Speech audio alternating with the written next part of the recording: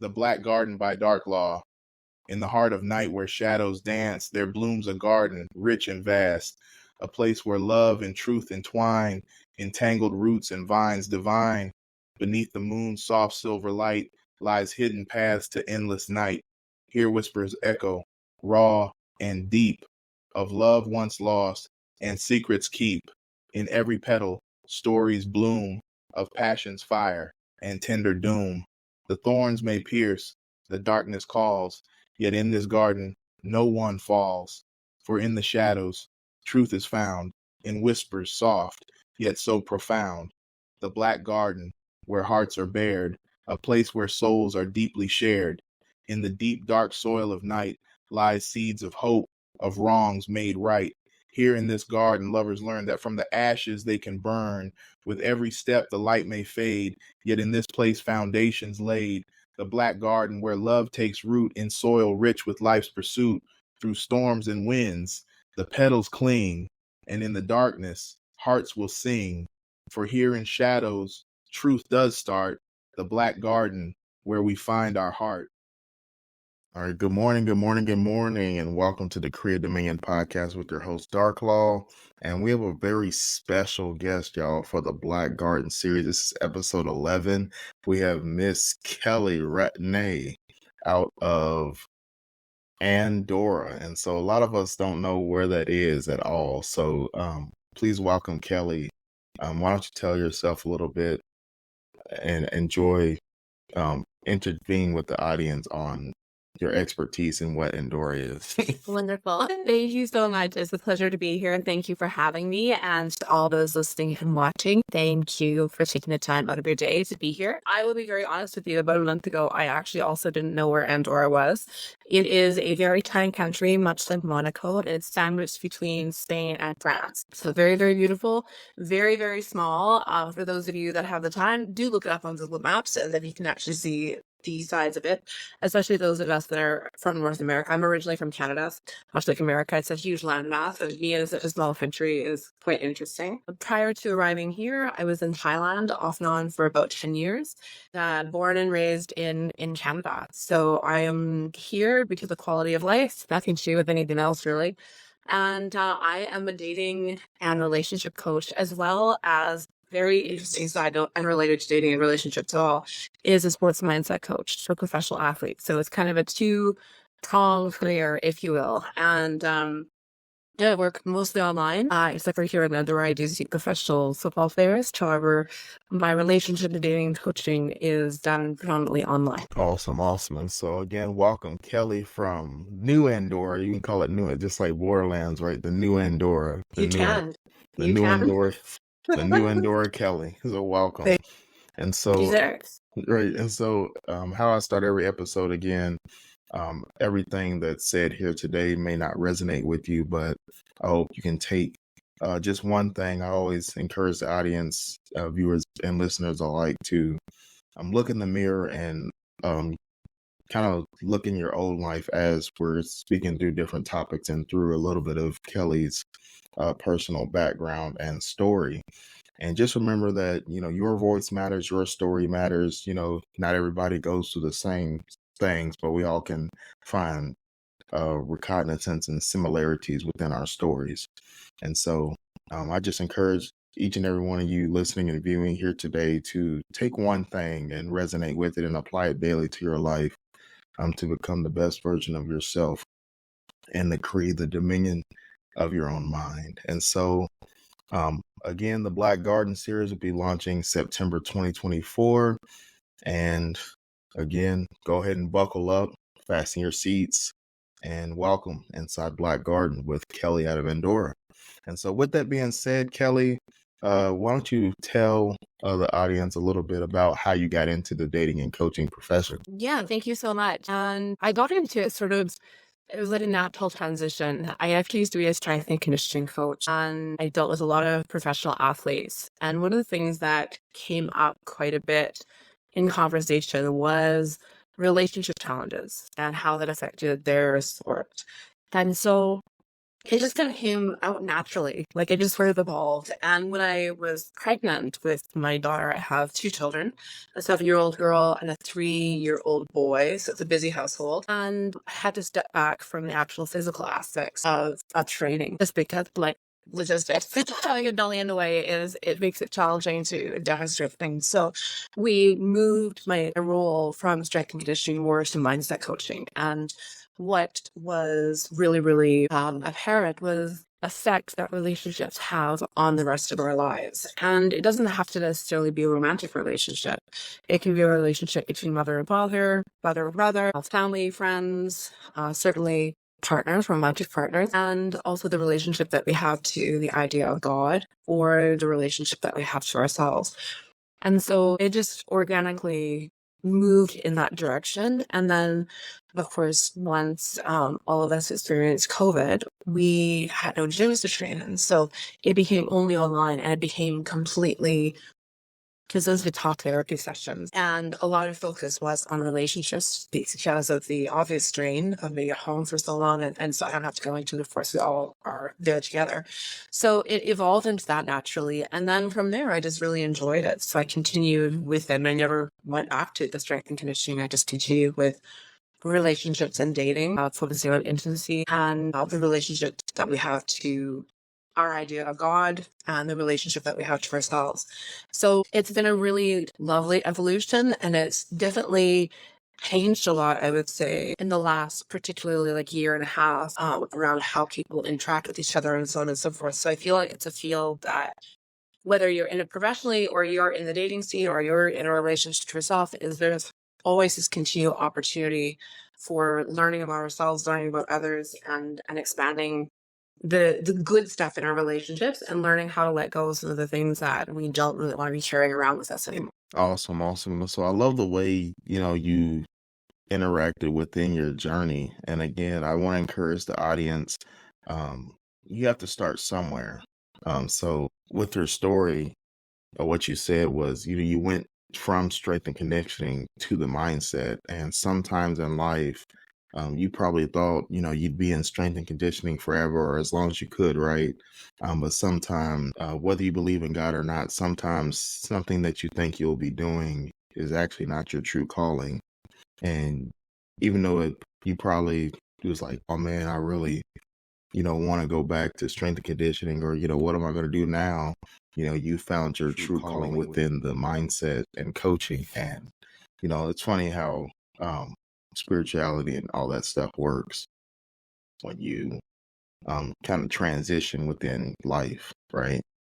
And Yes, so, it so is. you have a really interesting niche because again, you work with professional athletes, and I don't know who all is viewing or listening that follows athletics and sports, but professional athletes make a lot of money. They Make a do. lot of money, and you're probably asking. I know I asked. I'm a big football, soccer, basketball person. I just love sports as well. And I always asked, well, growing up, I always wanted to be in the NFL. And I was like, how, the professional athletes, they make so much money, they can probably get any woman they want and be happily married and, have that fancy mansion and just have it all together. And that's not always the case. And so I'm definitely excited to be inside the Black Garden with you and dive deep into the mindset behind looking wise, from the visual. When you see a professional athlete, you're like, you're getting autographs, especially if you're really good at your profession, like your LeBrons, your Mhm. Mbappe's, your Messi's, etc. You would think that they have it going on, they can get any woman they want. Look at them, they're like a mega star. And so I'm definitely excited to dive deep into that mindset. So first thing I want to ask, because I'm pretty sure all the viewers and listeners want to know, what is the most common trend you've seen from when you're working with professional athletes on the mindset? I think if I'm going to say the most common trend, it's this idea of is it okay for me to have all of this? Is it okay that I'm this successful? Is it okay that I'm this focused? It's that feeling of, is someone going to be mad at me because I succeed? Am I going to be able to handle that level of success? And I don't think that's just an athlete overall. Like we have this desire to fit in, this desire not to stand out overly. And the reality of success, whatever success means to anybody, is that you will stand out because you've risen above what is normal. And so you will stand out. And anytime that we stand out, even if it's for something really, really positive, there's always that fear of like, oh, well, who's going to hate on me because of this? Who's going to talk shit, pardon my language? Like, but who's going to be mad and who's going to try and take this away? And I think that for all people, including professional athletes, is this idea of like, is it okay? Is it okay that I surpassed my parents in the realms of success? Is it okay that I surpassed some of my friends? Is it okay that I'm doing better than the guy that, got straight A's during high school and I was kind of just coasting by, And so it's really about allowing for ourselves to receive, right? Everyone. It's this allowance of receiving without hitting on that, hey, sound very cliche, but that glass ceiling that exists for all of us. It's like, well, how do we get past this feeling of maybe feeling guilty or feeling scared that, we're going to fail? And how do we move through that in order to really live a fulfilled life, regardless of whether you're a professional athlete or you work for, we all have this cap, on what we allow ourselves to experience in terms of joy, in terms of success, in terms of good health. And so I think that for all of us, to say it's an allowance, it's a matter of receiving. It's being able to receive without feeling guilty about things. I love that. I love that. And the question that comes to mind that I want the audience to ask when they look in the mirror, I want all the audience to look in the mirror and ask yourself 2 questions. First question I want you to ask yourself is, why are you limiting yourself? And the second question I want to ask you is, are they better than you, or do you just think they're better than you? And I want that to slowly marinate within the mindsets of the audience, because a lot of the times we set our potential and we set our progressions on our environment. For example, if none of my family went to college, then that's the bar. Like, I just have to get into college. But as I always speak on, is focusing on your assignment. Your assignment might be to get a PhD, but your environment says just getting to in the door is the bar. And you have to ask yourself, within your own mindset, again, it all ends and begins with you. You have to determine, like, is that the bar, or can I continue to raise my bar? And to, like you said, not feeling the shame of the approval. The fear of disapproval is real in today's society.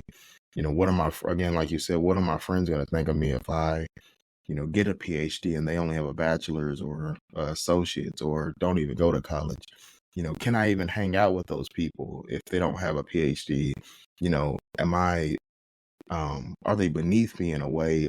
Am I thinking that in my mindset of, oh, they're beneath me, so I can't, associate with people that are not of the same level? And, that scares not only unsuccessful or not successful people, but it also scares those that are successful, both sides, because it's like, the people that don't have that PhD, they look up to the PhD, like, wow, you have a PhD. And then that's where that, envy and jealousy and strife, all that stuff comes from. Again, pride, Cain killed Abel, pride comes before the fall of man. So that's where all those intricacies get into fruition. And I just love that you said that, because again, like, a lot of times we just think that, someone with a lot of money or a lot of fame when it comes to athletics is just, or just in general, a lot of fame or on TV or a lot of the fortune and fame. We just think that they're just the perfect being, right? They don't go through stress. They don't go through anxiety. They don't look in the mirror and think they're unwanted or not good enough. We just think that, oh, well, they have all that stuff, and the society tells them, social media tells them they have it all going on, that they're perfect. And so we have to learn how to separate perspective from reality. Absolutely. Very well said. And so, what are some common, not even necessarily common, but what are some the most like ridiculous things you've heard in regards to athletes and dating mindset that you've throughout your profession, kind of debunked, like something like, or rumors or kind of stereotypes? I think you said it really well, is the stereotype is like, well, you're rich and famous, so therefore it must not be a problem to meet women or date or have a healthy and happy marriage. And I think that it's important to remember that what we're shown in public is very carefully curated. Everything is very carefully curated, from where people go, where people stay, where people eat, etc. And I think one of the challenges that is really, really prominent is that when you're dealing with professional athletes, but also people of a certain level of financial status, is this person with me because they really like me, or is it something more, or is it simply because of money? And the reality is it's probably a bit of both. And not to sound crass or anything like that, but you can't become a person of fame and a person of fortune without attracting certain people that want certain things from you. And I think one of the hardest things, particularly like a lot of male athletes that are men, like a lot of the athletes that I work with are men.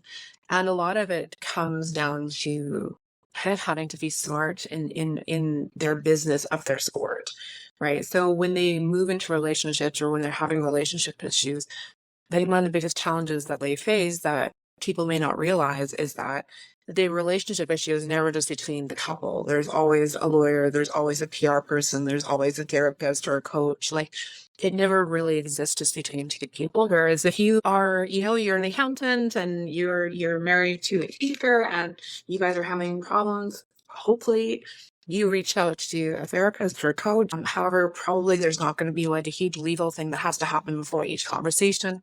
So I think that that's really straining on relationships when you're looking at people with a lot of money, is that it's never just about the relationship. There's always this other stuff piled into it. And that sounds a bit like, oh, poor guy, like that must be so hard. However, I think the challenge is that when we talk about intimacy and we talk about vulnerability, and I don't necessarily mean sexual intimacy because that part is pretty straightforward realistically. When we're looking at intimacy, the ability to know ourselves and to truly know another person, it can be really, really difficult to feel as if someone really knows you or you really know their intentions when there's so much money involved, and when there's pictures of you in the paper with your partner, or there's, TikTok videos of you and your partner all over the place, right? So the things that people who are not in the limelight take for granted, like privacy, being able to have an argument that doesn't blow up all over social media, those are things that are really, in my opinion, really, really sacred. And I can assure you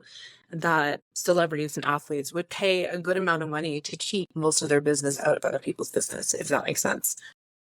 So I think the biggest conception is like, you're so lucky, it must be so easy for you. And easy and valuable are not necessarily the same thing, right? Something that comes really, really easily. Of course, that if you're a wealthy man or a man of certain substance or social standing, it's pretty easy for you to pull a girl, like, not to be unkind, realistically, and so that's not the hard part. The hard part is being able to differentiate between a woman who is going to add value into your life or a woman who's going to create a lot of problems for you. And I think that that can be a real challenge. I also think that when you're in that kind of a situation, like I said before, if you and your partner, let's say, are having some disagreement or there's been some infidelity, it's not just you and your partner anymore. It's lawyers, it's contracts, it's a lot of things that are very unsexy and very unromantic and really, really very professional and businesslike.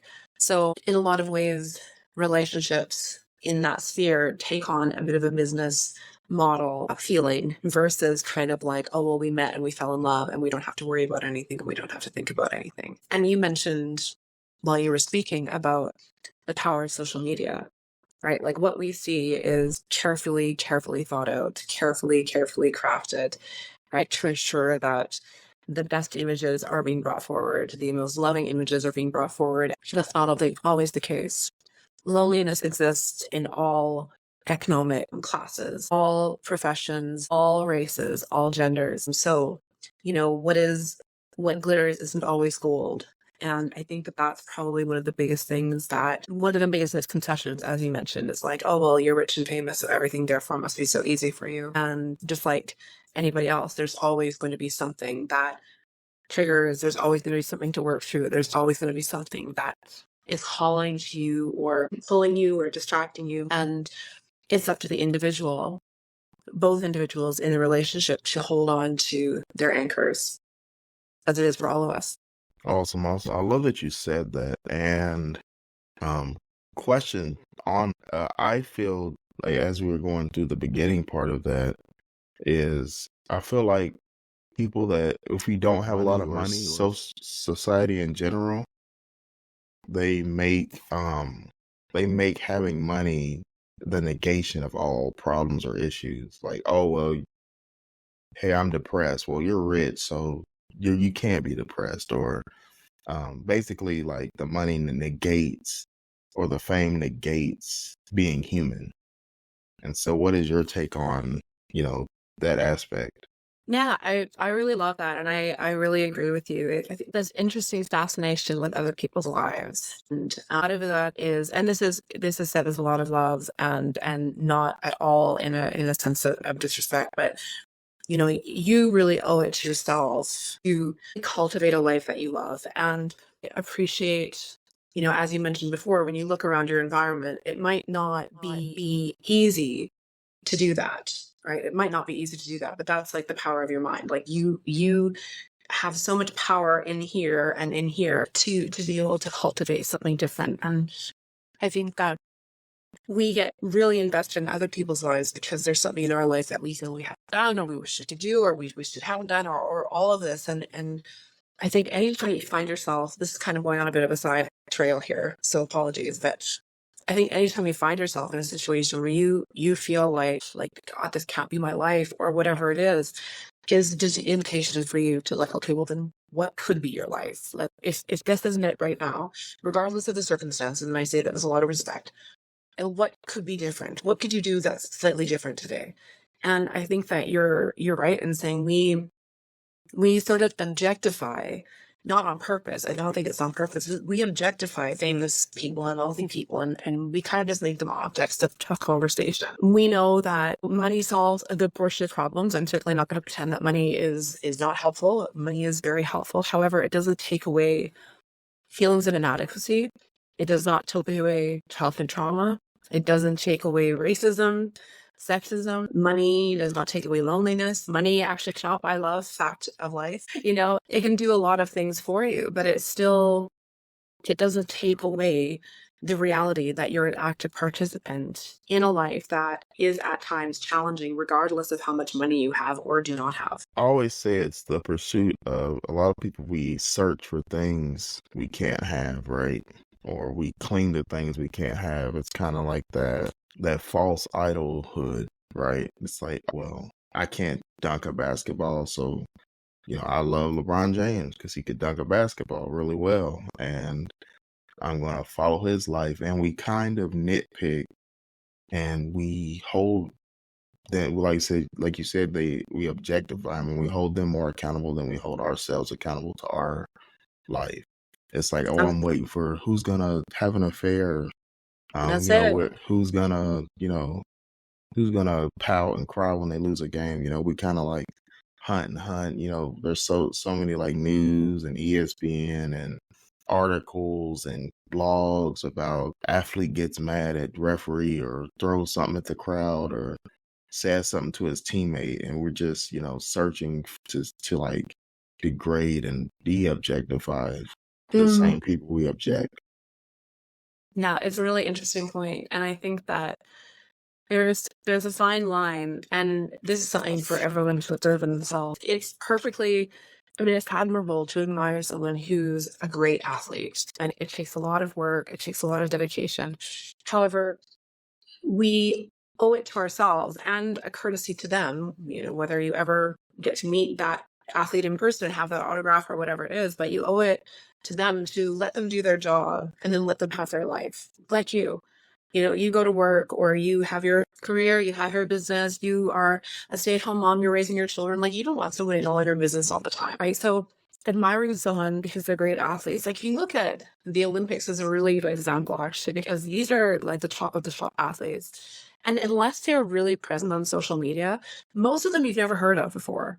Like, I've never heard of them before. The guy who wins gold in this thing, you've never heard of him before. You have to Google him. He probably maybe doesn't have an Instagram. So you don't have the same sort of like familiar feeling with them. You can admire that individual in their sport and be like, wow, you're super talented and you've obviously worked very hard to get here. But you might not know all the stuff in their personal life that's going on. And I feel like because of social, I have like a love-hate relationship with social media. It's that you can admire that athlete and know that he's a good athlete without having to know everything about his or her life. You know, if you think about, I don't know, I'm 42, so me growing up, it was like, you know, the Mike Tysons, the Michael Jordans of the world. You know what I mean? Really, like, unless they made headlines, the Mike Tyson this famous for obviously great fighter, but maybe had a few life choices that were not amazing. But like, you know, Michael Jordan, there was no Instagram following him, following him around, knowing what he eats for breakfast. So we create this interesting false intimacy which people probably don't know. And you're correct in saying that the more we kind of see the things that we haven't done in our lives that we admire in others, the more opportunity for us to find fault. Right. And like anything, like once you find fault, it's like unraveling a sweater and you're just waiting for more of the string to unravel. And so this is an indication for everyone listening and watching is it's totally, totally amazing to respect someone and admire them for the hard work that they put into their craft, whatever that is. And do yourself a huge favor and don't worry about the rest of their life because it doesn't really affect you. Much like they're not worried about your life because it doesn't affect them, right? Enjoy their athletic performance, enjoy the charitable things that they do or what have you. And then for the rest of it, it's like get really interested in pursuing the business of you. Perfectly said. Again, it all ends and begins in you. You owe you. You said it earlier. You owe you. And again, like you said, the most respectful way is you can't expect someone else to care about your life more than you care about your own. That's it. Amen. Same thing with your goals, ambitions, mindset. A lot of times in society, we have like a victim mindset of, oh, woe is me, or you see it at work, you see it, out at Kroger, that guy going off because the grocery line's too long. I've always been told about mentors in the past that you only can control two things, your actions and your attitude. Mm-hmm. If it's something that you can't be affected by those two things, then just let it go. That's it. Right. That's it. Wise words. Right. And so shifting gears, how is your personal, because I know a lot of viewers and listeners are out there, it's like, what defines a coach? Or I know we see basketball coach. I know we're talking athletics or like sports coach. But how has your personal dating life and your personal journey guided you throughout your coaching and expert experience? Well, I am, let's see, how do I answer that? I now am much more particular and more deliberate about how I move forward with men, simply because I'm divorced, I'm a single mother. I have a lot of things riding on me, responsibility-wise, that I'm grateful for. And for me, I'm not looking for someone to solve my problems. I'm not looking for someone to fulfill me anymore, right? Probably at one point in time in my life, absolutely. You get caught up in romance, television, you get caught up in stories about the knight shining army, which I think especially for women, no offense to men also, but a lot of our conditioning as young girls is like, you just be pretty, this great man is going to come along, he's going to rescue you, he's going to save everything, you're going to have this nice house with the white picket fence and the dog and the two kids and the whatever Hyundai something in the driveway, and the reality is that for me, I had to take an honest look at what my expectations were from men, what my expectations are like for myself to be able to give to someone in a relationship. And for me, it also comes down to Are you going to love me? Maybe not as much as God. Like, I don't know if that's quite possible, but are you going to aim for that? And are you going to return me back to God better than the way that you found me? And if not, then that's fine. That's okay. Like, that's fine. However, then I'm not going to invest my time, energy, physical intimacy, or emotional intimacy into someone who isn't going to uplift me in my life. And again, it's not about the knight in shining armor. It's simply about, like, are you a man of your word? Are you a man of great integrity? Are you a man that can hold a container around a life to keep it safe, to keep it protected, to keep it moving in the correct direction? Or are you here just to ask fun? And if that's great, like, I'm sure for you, but I'm not that girl. Right? Like I said, I've been that girl a lot. And there's nothing wrong with that girl. And ladies, if you are the fun girl right now, that's okay. However, anytime that you let someone kind of dishonor you, or you dishonor yourself in exchange for that approval piece that we were kind of talking about, right? Like, wanting to feel like you fit in, wanting to feel blessed, wanting to feel important, it takes you away from yourself. It does. It takes you away from yourself. And then for me, I want to ensure that I'm following my calling. I want to ensure that I can feel proud of the woman that I am at the end of the day. It doesn't mean that I'm perfect. I am certainly none of those things. I occasionally lose my temper. I occasionally get too much junkie. La la la la la. I'm having this human experience also. And my past is very colorful and very rocky, and I had to really hone in on self-worth. And I think that I am much more deliberate and much more mindful about the energy that a man brings into my life, conversation, also the way that he views women, the way that he speaks about women, which are things that, to be honest with you, like maybe 10 years ago, I wouldn't have thought about.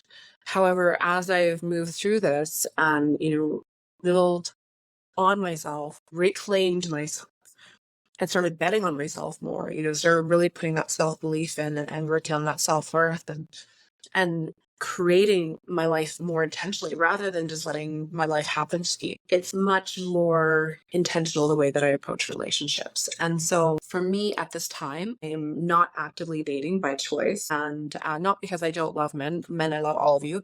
However, I just relocated. I have 2 young children that need to be settled. I have my business to care for, and I just want some time and space to see how I feel in this space before I commit to meeting somebody on a more intimate level than just business. That's perfectly said. And for all those viewing and listening, what she said is, I've talked about it a lot here recently, and you can't accept the role and reject the responsibility. Again, you can't accept the role and reject the responsibility in what she's saying. And again, it might be different. We all come from different backgrounds, or might be in different seasons in life. But what she's saying is, in her season, I used to see it on the little video game, the 2K. It used to be like, hey, are you rebuilding or are you contending? And that's similar aspects within dating and relationships, like the rebuilding. That's kind of like you said, like the fun girl, like, I'm just hanging out. I'm, not in the place to do something serious. I'm more of just kind of, feel things out and enjoy life. But at a certain point in life, you transform and elevate yourself to a place of, all right, now I want to contend for championships. I want to build an empire. I want to build a legacy. The Bible says, leave an inheritance for my children's children. And a lot of us, we just leave bills and strife for our children's children, and broken promises and generational curses for your children's children. And so look in the mirror and ask yourself, I always say, choose your hard. Dating is hard. That's one thing that is not talked about enough, I don't think. Dating is hard. Yeah, it is. Being married is hard. Being single is hard. Divorce is hard. Widowship is hard. Life is hard. Choose your hard, right? So regardless of what season you are in life, that you just have to, again, focus on your assignment. And find someone. I love what you said. I want to talk about a little bit what you said. You said find a partner, a man that brings you delivers you closer to God than where you were, and elevates you both mentally, physically, emotionally, spiritually. Um, and I kind of want to speak on that because I want to have you speak on that a little bit in depth, because I think a lot of I think that was might have been missed, because that's a deep saying. A lot of times we say, God is the head of household, and you have those cliche sayings, but do you really live by that? Um, so I encourage the audience to listen in as you continue to explain a little bit of that further, because I think that's just one of those things that, especially in marriage, that you just kind of like, to death do us part, like God's first, like kind of like a checklist, right? Like, yeah, if I'm married, I got the dress, like, just, shut up and give me my ring, right? I got That's it, guys. it. Yep. So, On this honeymoon already. right. Yep. On this Okay. honeymoon We're going already. to Greece. Like, be Yeah. quiet. Shut up. We're going to Greece. Back in day. Right. Yeah. Yeah, I think that like so many things, we have a tendency to go onto autopilot with things. And faith is no different. And I think too, when we look at, how many, just bear with me, audience, please, like how many people are offended by the word God, or they're offended by religion now, or they're, if you're seen as faithful, then it's like it comes with all this stuff. It's like, oh, you're anti-feminist, or you're anti-choice, and it's look, like faith is faith. Faith is a neutral body, much like money, actually. Like it's a neutral body. It's neither good nor bad. It's the intention behind it. And I think that, we've become quite complacent in the way that we practice our faith, and the way that we actually practice care, and the way that we practice love. Like these are all action items. Like love isn't just a saying, and faith isn't just a thing. These are things that require action. They require commitment. They require diligence and dedication. Just like, if you even come to you as a strength and conditioning coach, and you were like, yeah, like, my boxing coach told me that I need to lose 3 pounds and 4% body fat in 2 days. What do I need to do? What you have to be so honed in on doing the things that you need to do to get the result that you want.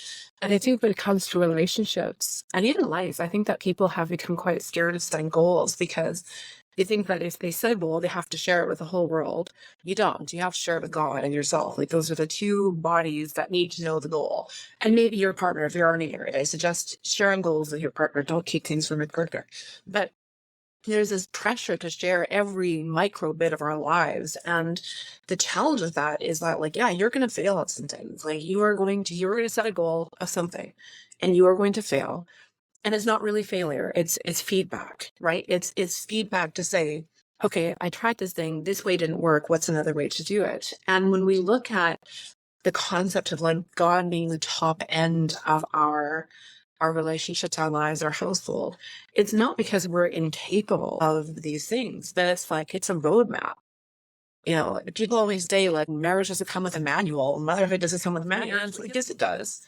It totally does. It's just to do what you choose to take from it, right? Like the teachings of God, or the teachings of Jesus, or Allah, or Buddha, or like whichever word is going to allow you to absorb this conversation. Like it is a manual for life. It's a manual for how to live. It's a manual for how to raise your children.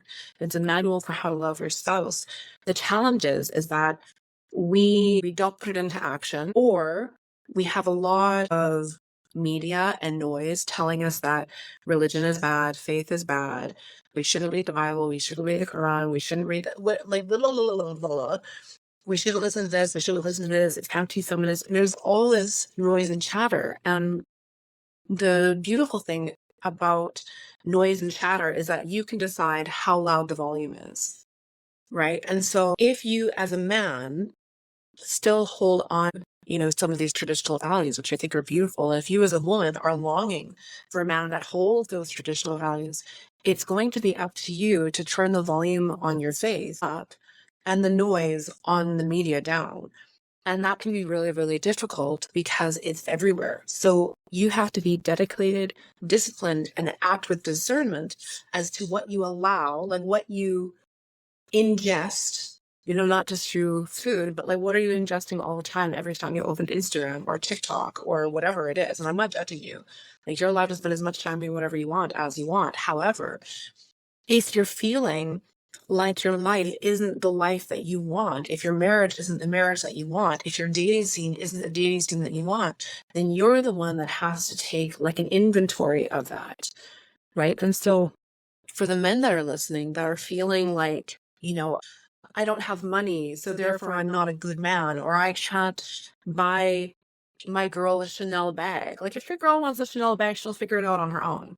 And if she's not that resourceful, then perhaps she's not the woman that you want as a wife or a mother of your children, right? And I don't mean that in a mean way, but we've become quite disconnected from the premise of like God being the center of our household, of these teachings of like to provide, to protect, to lead, right, as a family. And we've become quite like, oh, well, I can't buy my girl this, I can't do this, I can't do this. And we end up in this cycle of looking for heaven where heaven doesn't exist, right? Like, heaven isn't in the material goods that we own. Heaven is the way that we conduct ourselves, the way that we carry ourselves, the way that we lead our family, the way that we give grace to others. And so when we're looking at the idea of God leading us so that we can lead better, I think that it's worth exploring that. I think it's worth the time for people to sit back and think like, am I really as faithful as I'd like to be? And that's a really key word, as I'd like to be. Because if you feel like it's forced, like if you're still going to church because your grandma said to every Sunday, you know what I mean? You're not really there for the right reasons, or you know that you're supposed to do good unto others, you know that you're supposed to lead your family, but you're not doing those things. Like, why don't you want to? Right. And for a lot of us, I think it's simply distraction, right? There's so many other things that are easier to feel good about. Discipline is hard, right? Like you said, choose your hard. It's hard to be overweight. It's hard to lose weight. It's hard to eat healthy. It's hard not to eat healthy. It's hard to smoke. It's hard not to smoke. Like, everything is hard in some way. However, if the hard is worth the reward, and so if the reward is being closer to God, having more inner peace, having more confidence, having deeper connections with people, greater intimacy with people, a feeling of lightness and ease, knowing that you're cared for and that you're loved by something that you can't even see, if that get you motivated to connect into that, then you're going to have to really dig deep onto why that is. Why is it that you have such a problem with that idea? And it's not for me to tell you, right? Like, that's not for me to tell you. That's for you to discover on your own. And you certainly don't have to. You can carry on living your life exactly as you want to, and there's nothing wrong with it. However, if you find yourself feeling like, this is enough, this is what I really wanted, like, I can't, I'm just going through these motions, then it's time to stop and ask yourself, like, how connected am I to myself? How connected am I to God? And what am I doing to live by those virtues and values? Again, very well said. What I have to say about that is, again, like you said, faith is there regardless, right? It's just one of those, money's there regardless. If I was, I don't care about materialistic things. I'm just gonna eat bologna sandwiches for the rest of my life. You still gotta pay for. You still gotta have money to buy the bread. If you want to have filet mignon every night at Ruth Chris, you still gotta pay for the dinner. So, God's there regardless of if you believe it or not. So, again, choose your heart and choose your destiny as well. Choose the life. Basically, what she's saying is choose the life you want to live, and be non-judgment free from others. Do it for you, not for the approval or disapproval of others. And so, what are some main red flags that you see within your dating coaching? Oh goodness, the list goes on. Sorry, I don't mean to be really dismal. Some of the red flags I would say is, if you're using social media, check in on who, say you're dating, okay? You're going to go on a date. What I say to my clients that are in the dating sphere, so they're not in a relationship, they're exploring the opportunity of a relationship, is check them out on social media. See who they follow, see who follows them, see what kinds of things they post politically. You really want to know, who you're saying yes to before you actually say yes. And, red flag, and gentlemen, this isn't a judgment call, but maybe a chance for you to observe some of your behavior around like sexuality. But if a man follows a bunch of like bikini models and a bunch of these Instagram models and stuff like that, and that's a big red flag. The same with women too, right? If women are following a bunch of accounts of just these like, male influencers and male models that really pose no value, like no offense, that there's no value there. That's a big red flag, right? That's a real disconnection from intellect. It's a real disconnection from the sacredness of the human body. And again, I'm not judging. You can put pictures of yourself with bikini until you are blue in the face, if that's what you want to do. However, it's worth understanding why you're doing that. And so that's what I would say is, the first red flag is like, is this someone that is objectifying others? Really obviously, right? Like if you follow a bunch of bikini models, there's a reason for it. It's not because they're writing great content. No offense. So that's one. Second one is not following through on things. So if you say you're going to do something, then do it. It's that simple. If you say you're going to call after work, call after work. Even if you're busy. Call in the car, call on your way to the next meeting. Make sure if you say you're going to do something that you do it, because nothing creates distrust quicker than inconsistency and lack of congruency. Right? So someone says they're a certain way. Oh yeah, I'm a man who has traditional values. I believe in, the provide, protect, lead model of masculinity. And then you are unable to plan dates. You cannot reply to a text message in a timely manner. Like, let's be honest, everyone has either their phone sitting on their wrist or sitting on the table, unless you're a judge or on a jury, and then communicate those things. If you're in the beginning phases of dating and you're getting to know someone, just say, hey, you know what? I've had a really slammed day today. I'll check in with you a little bit later on. It's not a big deal. All right. So that's a big one. The other one to do is be conscientious of how that person treats other people, right? Like just watch and observe how they are treating other people. If they are kind and gracious to everyone from, the gas station attendant to the server to the CEO, then you can see that that's going to be something that's congruent for them, right? It's going to be all across the board at all times. Another really big red flag is, this is particularly, I find, with women. Women, please don't take offense to this, is we often have this idea of who this dream man is that's coming into our lives. So we get someone who kind of meets, let's say there's 10 points that you have on your list of this ideal partner. And I hope that you all have a list. Those of you dating, I hope you have taken the time to create a list. And this doesn't necessarily mean like, oh, he has to be 6'7" and da. You can, it's your list. But it's more attributes, right? More attitudes and attributes about this individual. So let's say you have this list of 10. Now you meet someone and he's got 4 points. 4 points match on the list. First of all, that's a red flag. You can say no to that date. You're allowed to. The second thing, though, is don't go on the date with this man and try and turn him into those 10 points. Let people be who they are. Let people show you who they are so you can see exactly who you're dealing with. If you're always telling, and I'm not trying to pick on women, I do, but I find this more common with my female clients than male clients. If you are always trying to tell a man what you like and how to do things, he's never going to show you who he is. He's only going to do the things that you're telling him to do. And then when you're not telling him what to do, he's going to revert back to his natural way of being, which is, there's nothing wrong with the way that this man is. It just isn't easy not to match you. Let people, this goes for both men and women, let people show you who they are naturally, without any pressure, without any precepts, so that you can see who you're dealing with, and then you can make a decision as to whether or not that's somebody that you want to move forward. Well, so I love you said that it's like playing Superman and Superwoman, right? Like, or You're not God. Like build a big, again, playing God, or build a bear workshop, right? You can't build a woman, can't build a man. No, and nor would you want to. Right. Nor would you want to. If you always thought everything you wanted, you would never grow as a person. Right? Relationships are meant to uplift you. They're meant to give you life, but they're also meant to challenge you. And I don't mean in a hard way. I don't mean like everything is hard and you're always arguing, but they're meant to make you look at yourself and be like, well, how can I be a better person? How can I be a better human being in order to facilitate a better relationship? Do that if you're carefully curating everything that person does.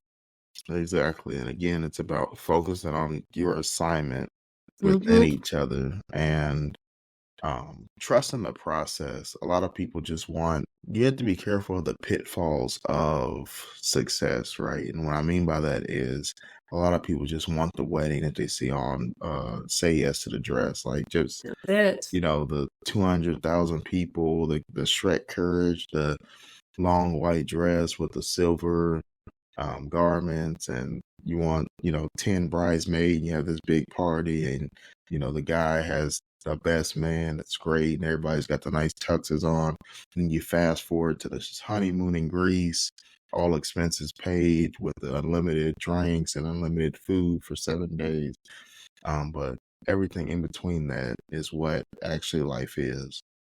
It's not just those moments. That's it.